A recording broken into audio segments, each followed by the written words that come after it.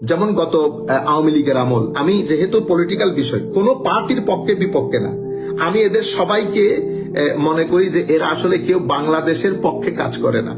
এরা সবাই বাহিরের ব্লেসিং নিয়ে আমাদের এখানে বসে 5-10 বছর ব্যবসা করে, ব্যবসা করার পর সফলতার সাথে তারা স্টেপ ডাউন করে, কিছুদিন থানা বাচ্চার মধ্যে দৌড়াদৌড়ি করে। সবার ভিতরে একটা শেয়ারিং এর ভাব আছে। আমি যেহেতু সরকার 60% 70% আমার, 30% আপনার। এরপর আপনি যখন সরকার প্রতিষ্ঠা করবেন, আপনি 70% ভোগ করবেন, আমাকে 30% দেবেন। এদের দুইজনের ইন্টারেস্ট যেখানে যেখানে জড়িত সেখানে তারা দুইজন এক হয়ে যাবে। যেমন আমি যদি এখন বলি যে আগামী বছর থেকে কোন এমপি সরকারিভাবে বাইরে থেকে কোটি টাকার গাড়িতে চড়তে পারবে না, আমরা কোটি টাকার গাড়ি এফোর্ড করার লোক না। আপনারা লোকালি গাড়ি দেখবেন, আপনার স্ট্যাটাস অনুযায়ী আপনি 10 লাখ টাকা করে আমি আপনাকে দেব, 10 লাখ টাকা, সর্বোচ্চ 10 লাখ টাকা। আপনারা এই 10 লাখ টাকা দিয়ে গাড়ি কিনবেন, ওই গাড়ি আবার আপনি ব্যবহার করার পর সরকারকে ফেরত দিয়ে দেবেন।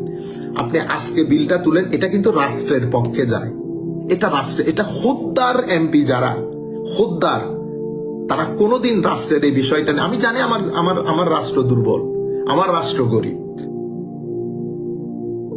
আমি গরিব রাষ্ট্রের এমপি হয়ে এত বড় মানে 1 কোটি টাকার আমি এটা কেন করব?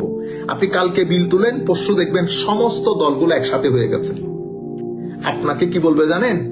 আপনাকে বলবে এরা গণতন্ত্র নষ্ট করার জন্য, আমাদের দেশ থেকে গণতন্ত্রকে বিতাড়িত করার জন্য এরা একটা ঐক্যবদ্ধ চক্র। আপনাকে সরাসরি ফতোয়া দিয়ে দিবে, যেভাবে আমরা ফতোয়া দেই যে মানুষটা কাফের হয়ে গেছে, বেদাতি হয়ে গেছে, আর তারা ফতোয়া দিবে আপনাকে আপনি রাষ্ট্রের বিরুদ্ধে চক্রান্তে জড়িত, আন্তর্জাতিক বিশ্ব আপনাকে ইনফ্লুয়েন্স করেছে, আপনি রাষ্ট্র থেকে গণতন্ত্রকে খতম করতে চান। এদের কথার মধ্যে এরা ঢাল ব্যবহার করে গণতন্ত্রকে। আর আমাদের এখানে আরব ওয়ার্ল্ড, সৌদি আরব ডাল হিসেবে ব্যবহার করে শিরক এবং বেদাতকে। তো শিরক এবং বেদাত হচ্ছে সৌদি আরব এবং সৌদি আইডিওলজি যারা প্রচার প্রসার করে তাদের ঢাল, আর উন্নত বিশ্ব বা ওয়েস্টার্ন ওয়ার্ল্ডের ঢাল নিয়ে আমরা যারা চলাফেরা করি, সোসাইটির মধ্যে রাজনীতি করি বা বিভিন্ন কিছু করি, আমাদের ঢাল হচ্ছে ডেমোক্রেসি এবং হিউম্যান রাইটস। এটা মানবাধিকার লঙ্ঘন হয়ে গেছে, এটা গণতন্ত্র লঙ্ঘন হয়ে গেছে। আমরা গণতান্ত্রিক দল, আমরা গণতন্ত্রকে পুনরুদ্ধার করব। পুনরুদ্ধার করতে করতে 50 বছর চলে গেছে, আমি এখনো পুনরুদ্ধার করতে পারলাম না। আপনারা বুঝতে পেরেছেন?